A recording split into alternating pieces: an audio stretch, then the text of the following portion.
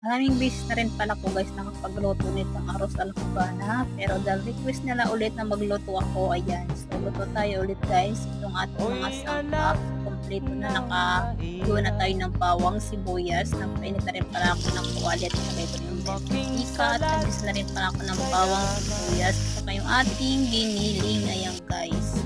So beef ang ating gamit, ayan. So maglagay na tayo ng kalahati ng na cubes, tsaka paminta. Ayan, tapos halo-haloin lang natin siya. Yung mga nauna ko guys, siguro mga natabunan na rin yan ng mga video ko, kaya ayan. So, hindi na yan makita siguro, kaya ito, bagong video natin to na arroz a la cubana. So, ito, naglagay na tayo guys ng bell pepper na red, tsaka itong ating pastas. Ayan. Napakadali lang naman ito lutuin guys, ano. Yung ating ulam guys is paulit-ulit lang talaga. So, wala tayo